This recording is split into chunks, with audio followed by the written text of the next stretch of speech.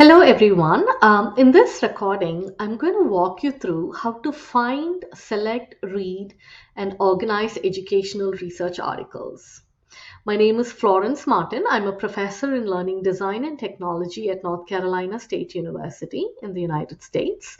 And you can read more about me at florencemartin.net. So the prompt that I was given is how do you find, select, read, and organize educational research articles, right? Find, select, read, and organize. So for the reading and synthesizing strategies, I'm going to walk you through a process that I use, how I go about, getting access to these educational research articles. And what I'm going to do is I'm going to walk you through with an example. So the example project I'm going to walk you through, the goal was to develop an instrument on online learner satisfaction. So before we created the instrument, what we did in step one was we conducted a systematic review of research on online learner satisfaction. And then step two, developed the online learner satisfaction instrument and validated it. So I'm looking at this through the lens of doing a systematic review, right? How do I find, select, read, and organize? I like using a systematic review of research process to collect all these articles and write a paper on it and then use the findings from that paper also to support in the primary research. So that's what I'm going to walk you through today. So I have done a few systematic reviews, like a dozen maybe now, and a lot of times these systematic reviews do support a primary research. So you can look at some of the topics I've worked on: K-12 online teaching and learning. There's the online learner satisfaction, which is the one I'm going to use as an example for today's recording. And then there's the online teaching and learning, the adaptive learning, this one on synchronous online learning. So these are some that I've led. I also support others, right? Sometimes graduate students, sometimes other collaborators. So here are a few more that I've looked at: online learner collaboration, online accessibility, online student privacy, cognitive presence, digital citizenship. So for all these projects, anytime I'm involved in a systematic review, I follow, the similar process, which I will walk you through today. So here is the sample review that we're going to look through. So this was, the goal was, first the step one was to develop an online learner satisfaction framework and then use the framework to develop the instrument in step two. So this is an open access article published in the International Journal of Educational Technology and Higher Education. So definitely you should get access to it. It's a 2022 publication, and I'm thankful to my collaborator, Dr. Bolliger, who supported on this review. So for those of you who might be new to what is systematic review, why do we, use a systematic review to find, select, and identify articles? Here's a little bit of a background and definition. So systematic reviews of research, it's a type of a secondary research. It's a process that you can use to identify, evaluate, and synthesize primary research. But then you use a logical, transparent, and analytical manner to draw conclusions based on evidence. So if you look at this visual here, you have all reviews, right? All types of reviews. You could be doing a literature review. You could be doing a conceptual synthesis. You could be doing a theoretical analysis. But then there is a subset, which is a systematic review, because there is a particular process that you use. And then you have a meta-analysis, which is also a type of a review, but then that focuses only on quantitative research. So systematic reviews usually can use both qualitative and quantitative studies. That's how I do it, but I usually use only empirical research studies in my systematic reviews, but I've also seen others use theoretical pieces in there too. So it's how you define the scope of it. So that's what a systematic review is. So these are the three words that I mentioned in the definition. So you identify, you evaluate, and you synthesize, right? So identification is you identify all research on the topic from various databases and sources. And evaluation is you use a quality criterion to evaluate the research, and then finally synthesizes the findings from the evaluation are put together, right? So that's the identification, evaluation, and synthesis that you do in systematic reviews. So there are a number of benefits of conducting a systematic review. So when you do a literature review, you're searching for articles, but you might just search random articles and whatever you get access to. So there can be a bias. Whereas in a systematic review, you try to search broader.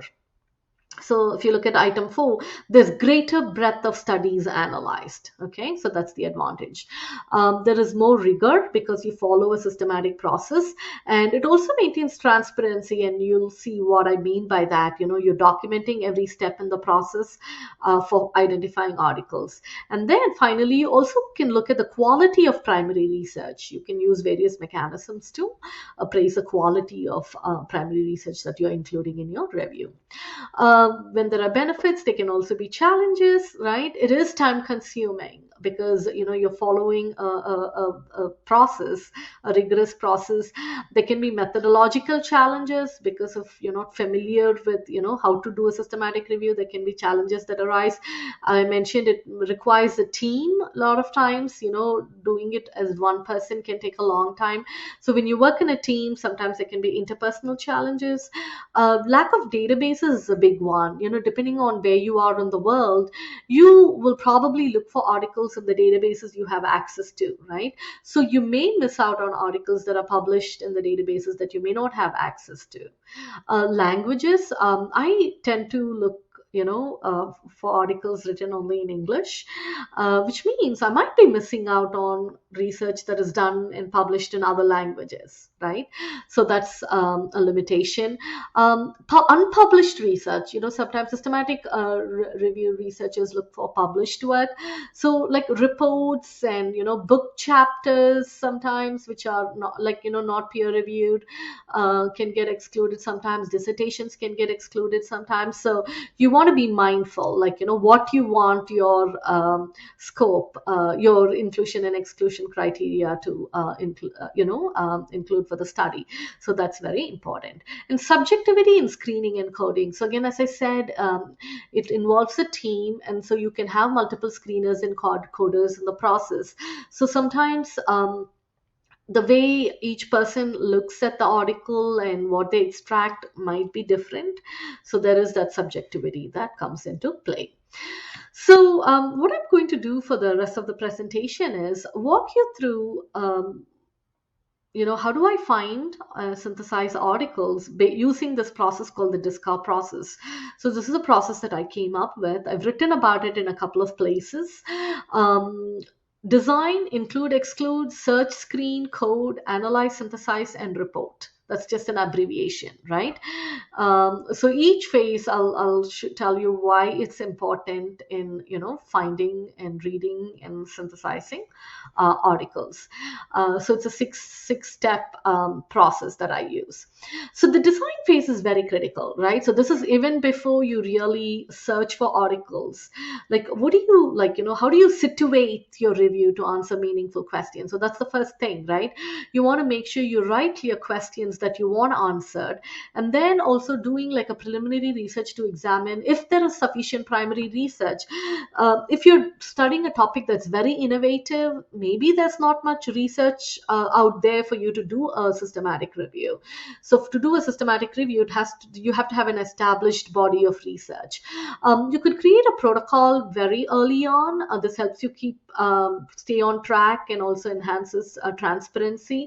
You could create one and then you can build on it, as you go into the coding phase. Also, you want to know what resources you have available at your organization. For example, like talk to your librarians, what databases are available. So all that can matter. And then also putting together a team, right? You have experts, methodological experts, content experts, all that matters. So all this is part of the design phase.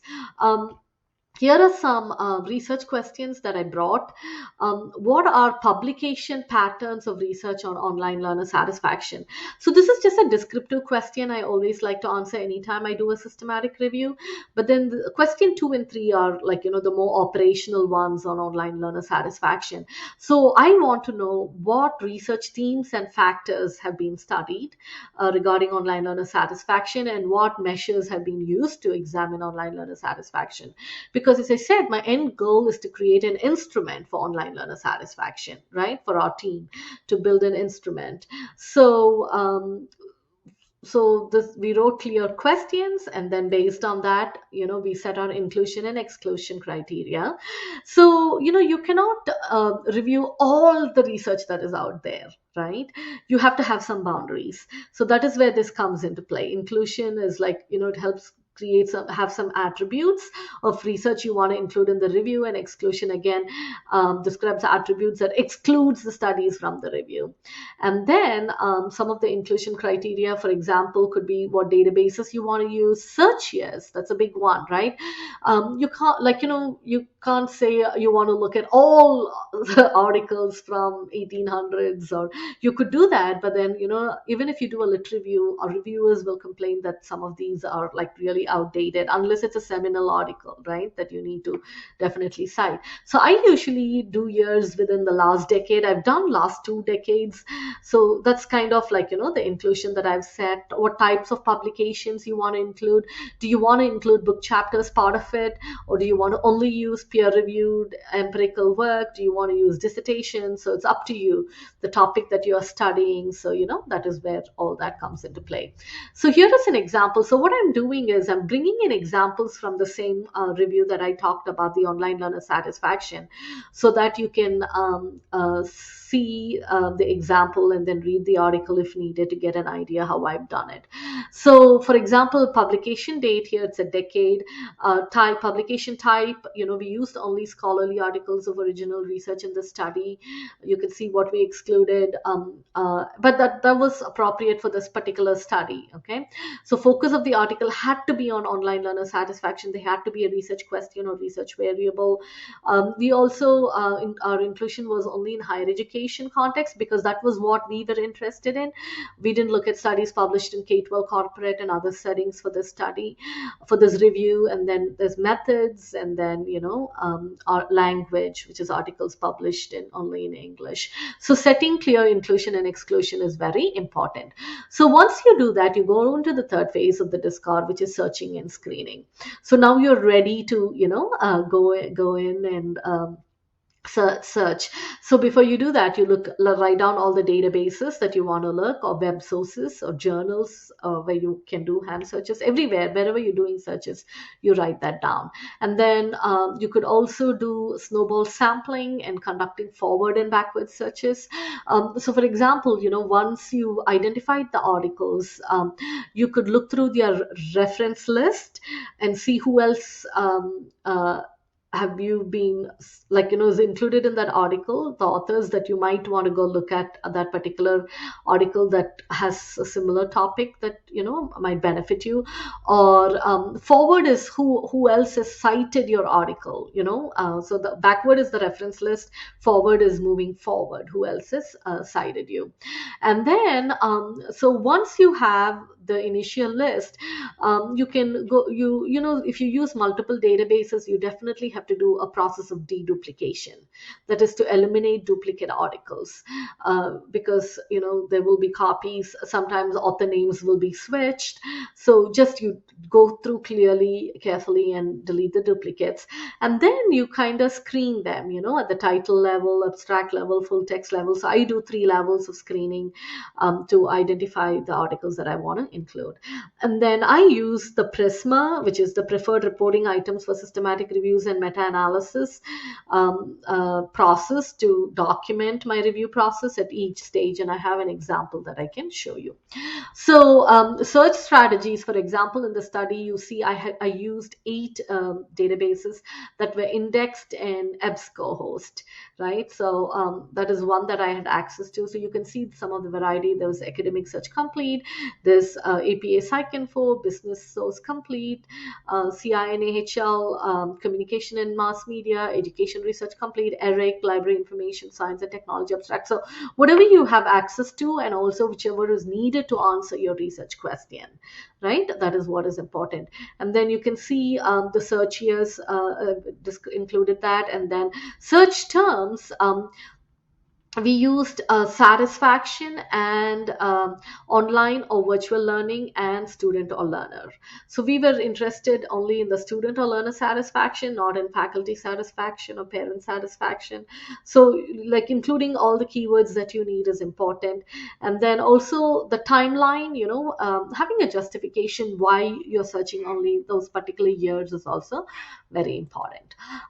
So then what I do is once I search from the library, I export RIS files. Okay, so this is a file format that you can export, and then I import the RIS into Zotero. So what you see on the right is a screenshot of Zotero. So every time I do a project, I create a folder so I can keep track of it, and then I import it, and you see how titles. So it brings everything in. And once I bring it in, I do a deduplication, which is like eliminating duplicates. Sometimes there will be duplicates. So Zotero can definitely help you do duplicates, but then you'll still have to do a hand search for duplicates too once more. And then you can screen also, do a preliminary screening if you see things that other languages or something title is just not relevant to your study. You could delete it. And then once I do a screening and deduplication, I'm ready to extract it into a CSV file, which is an Excel format, right?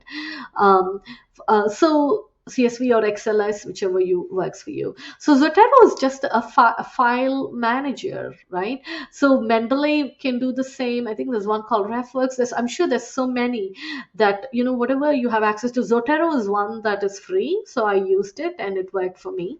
And then in the extraction process, I take it into Excel. So it looks like this.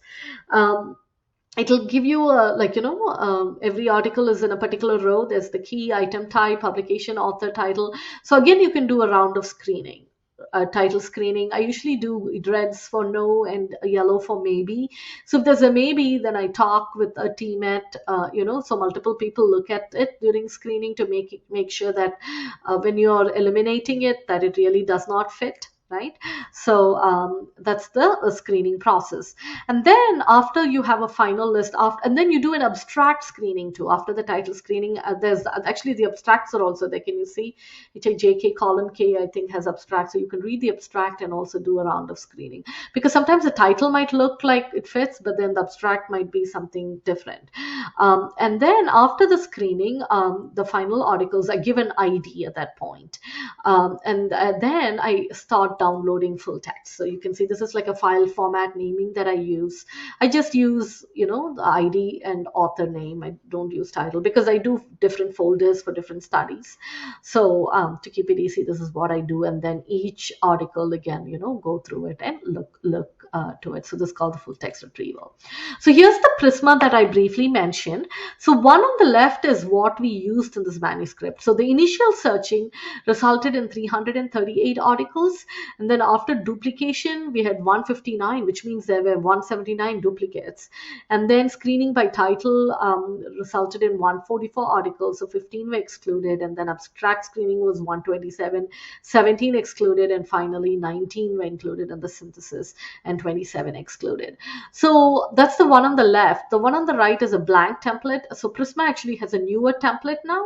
So I wanted to make sure that, if you're deciding to use a Prisma, so there's the new template. They've tried to include some, reasons and screening specifics. So for you to use. So that's the process flow. So now you have your how many ever articles you're ready to code. Okay, so you have a code book. Remember, you could have created one at the beginning of the study. If not, this is a time you need to finalize, adapt the code book. And then in the code book, you can include descriptive variables, operational variables, which is specific to online learner satisfaction, whatever you want to collect. It can be quantitative and qualitative data, so closed-ended, open-ended, and then multiple people can code. I usually at least try to code overlap for 10% for iterator reliability, and then meet periodically to discuss on areas of disagreement so that we know that we are coding it correctly, using both inductive and deductive. Your coding form may not be perfect the first round, so it'll iteratively you have to improve it. And then also the multiple coders that I already mentioned. So I think here's a sample code book that was used for this study. So you can see study ID, journal name, student level. Some are close coded, some are open coded. Then you can see research themes. So that's like specific to online learner satisfaction, right? The open coding, we coded the research themes, and then satisfaction factors also was coded. So that's a sample, code book. And you can again, do this once you have the code book. You can do the coding using different technology. Here is a screenshot. So I think we used Google Forms in the study, but I have done directly Google Sheets in other projects. I've also used qualitative software, like I've used MaxQDA sometimes to code. So, you could use technology to facilitate the coding. I've also done paper-based coding too. So I think the first study that I worked on, I coded on paper. So whichever works for you, right? That is what is important. So after coding, now you're ready to analyze and synthesize to extract the findings, right? So publication patterns, our first question in the study was on publication patterns. So years, journals, and other patterns. And then you could also look at the quality of primary research, and then finally provide a critical interpretation. So in addition to doing descriptive and thematic synthesis, you want to be able to provide some critical interpretation. I think that's very, very important in systematic reviews, going beyond just what the study said, but then what does it really mean, right? Here is a couple of screenshots from the article. So on the left, you see the trends, which is just a line chart. So clearly you can see in 2016, there were a lot of studies on online learner satisfaction. And on the right is a table of the satisfaction themes and factors, right? So themes you can see were at different levels: learner, instructor, course, program, and organization. And within theme, you can see sub-themes of learner characteristics, engagement, learning strategies. So for every level, you see different, sub-themes. And then for each sub-theme, you see a number of factors, right? So clearly from this, you can see learner characteristics, very important for online learner satisfaction, right? 38 studies had looked at it. Engagement had 35. So engaging the online learner is also very critical. So that's kind of the big picture, how I synthesize results. And then in reporting, you could do both descriptive and narrative, right? Using a mixed method approach. I've done cross tabulations before. If there are variables that are interesting to me, you could do other data visualizations if you want. In the end, what is important is, having that critical interpretation. So drawing conclusions from the findings, I think that is very, very important, and also providing implications for researchers and practitioners is very important.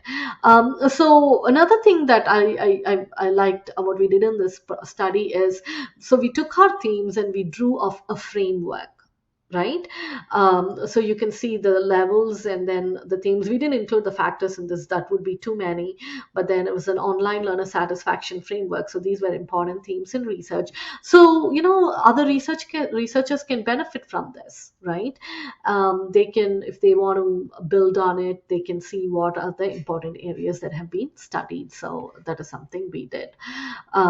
That's one way we reported the findings. Couple of other quick pointers. When you do systematic review, you definitely need a team. So you can do it individually. It's just going to take you a lot longer. So you have to be ready for that. So if you're doing a team, some of the roles, or you could assume multiple roles. In our case, only 2 people did this, right? So one person acts as a leader and manager. There could be a content expert. You need a methodology expert.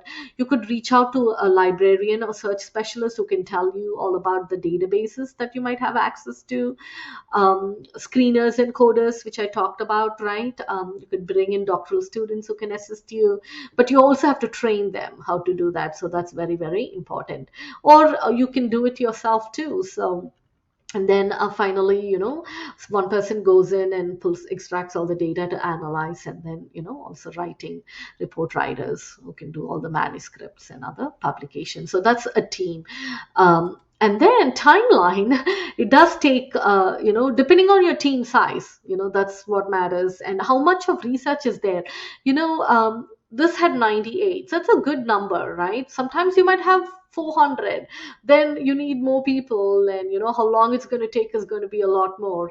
So it depends on the scope and how narrow or how broad you want to go in the study.